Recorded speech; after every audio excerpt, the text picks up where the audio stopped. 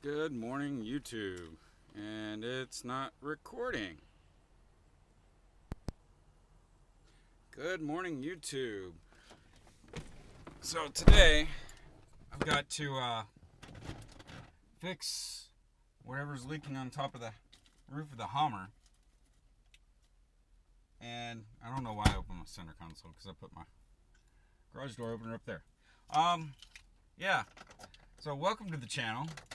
If this is your first time, which pretty much everybody's first time, since this is going to be my first video I actually upload. A little bit about the channel I'm starting. The channel is going to be about pretty much me working on my vehicles, maybe a little bit about working out, because I do like to work out. Eating right, that's the catch-22 with me. I don't really eat right for working out, so I'm not seeing the type of gains in the gym that I should. Yesterday when I got in the car, or the Hummer here, it was leaking. Oh, why am I getting wet? Don't tell me the sunroof's open.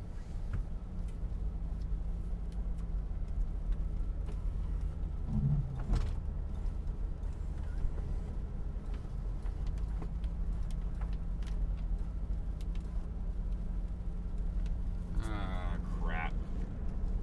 I didn't really notice it. I thought I saw a drop hit the dash when I initially backed up, but I didn't see where it hit. Like, I'm looking over here at the dash and there's no wet spots, but I could have sworn I saw something fall.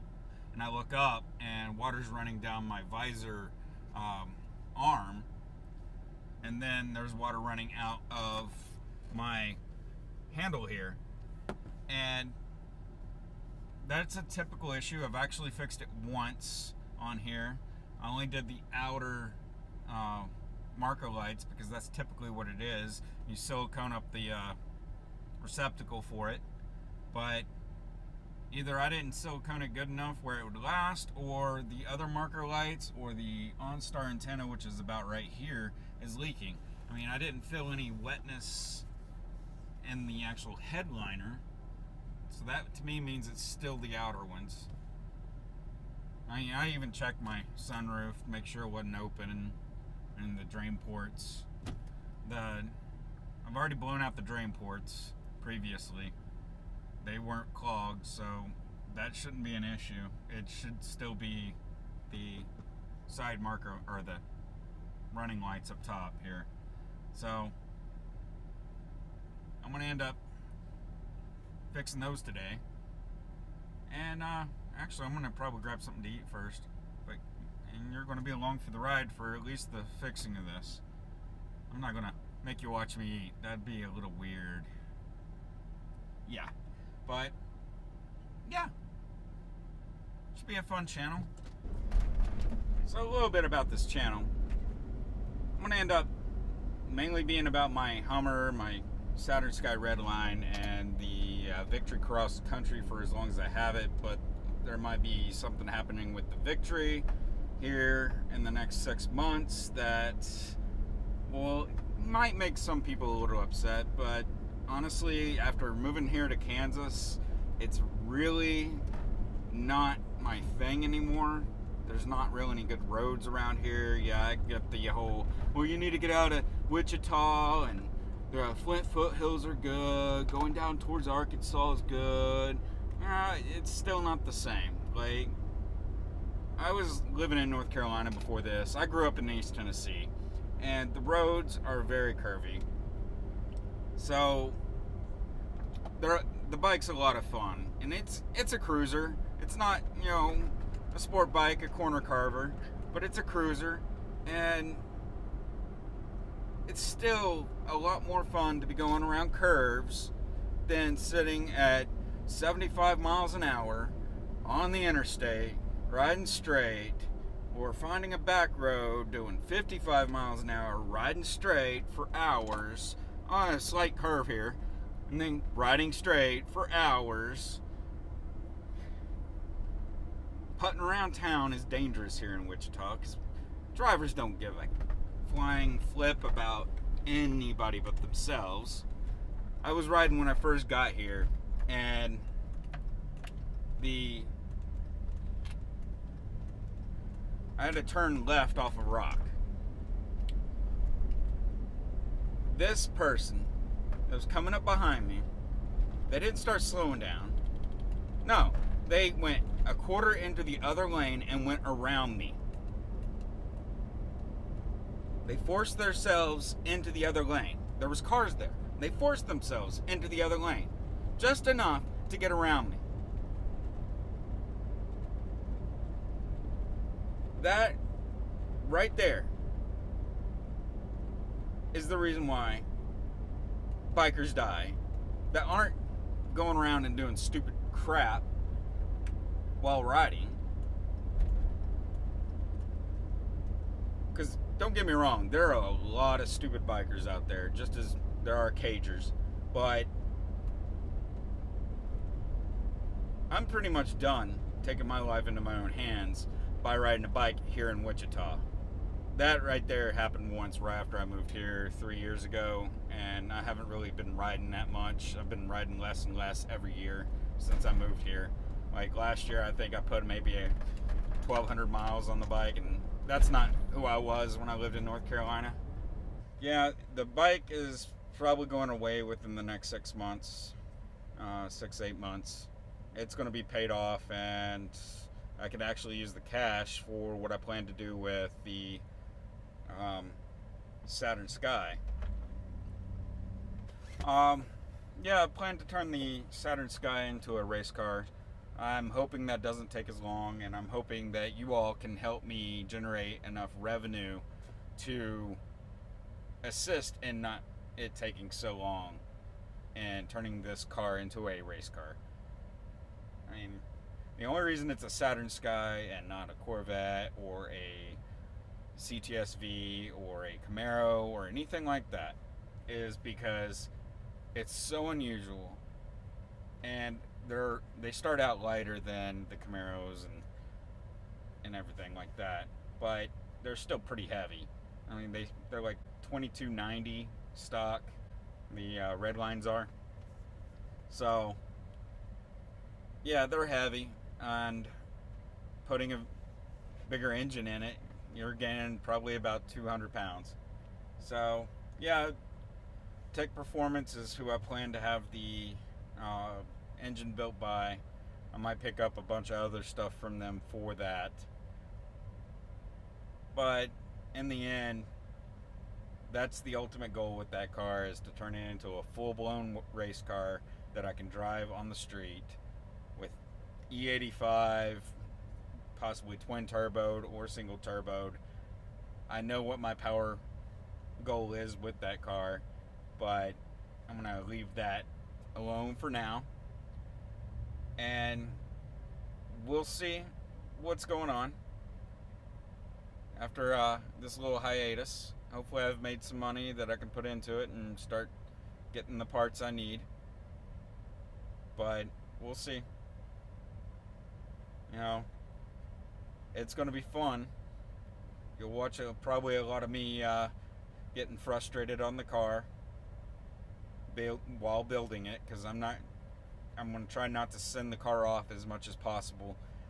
I mean, I've got to learn how to weld, because I'm going to have to move the engine mounts just so the new engine can fit, and a lot of other frame modifications have to be done, but it'll be worth it. In the end, I'll have learned a new skill that I can take and apply for other people and make a little bit of money on the other side of that too, so I can put more money back into the car. You know, this is all to make this car a badass vehicle. The Hummer will probably get a lot of mods too, but that's such a low priority. It's mainly maintaining and fixing problems with it than it is modifying it. I mean, it could use some modification, but not anything like the car is getting. But yeah, I'm gonna go in here to Freebirds and have a nice burrito for my breakfast / lunch, and get back with you afterwards. Yeah, we're headed to AutoZone right now to pick up some silicone, and I'm gonna pull off my running lights to see which ones are rotted out now and possibly leaking.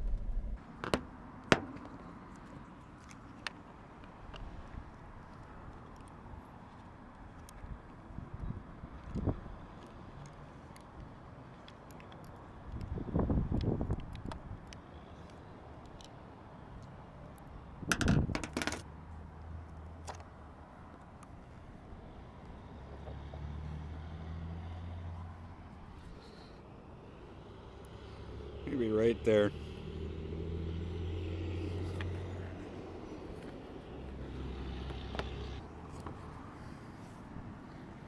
Yep. It's probably this one right here, actually.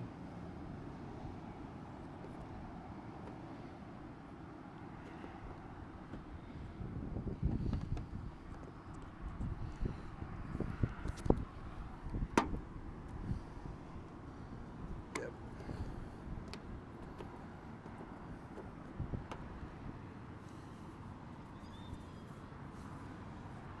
So I'm gonna go in here and get some silicone.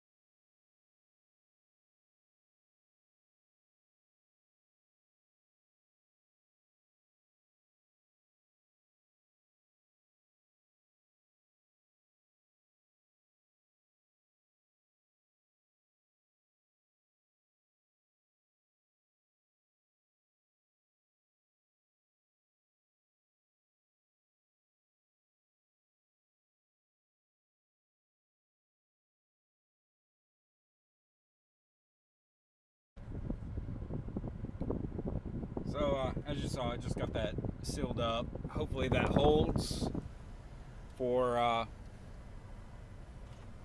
the time being, because I do want to replace those with different types. And now my gas gauge is not saying I have low fuel, but I'm still gonna go put gas in it. Let's see where it sits when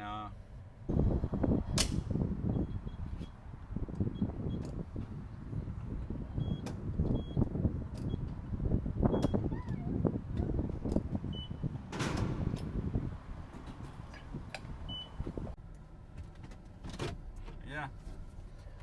Supposedly that only took 25 gallons. I mean, that meant I had about 50-ish miles left.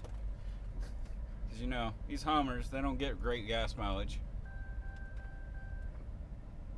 You get about anywhere from 12 to 13, and with this four-speed automatic on the highway,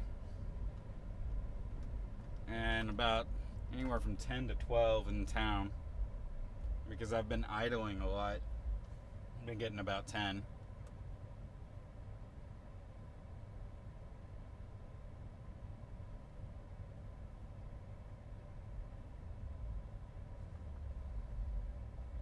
But yeah.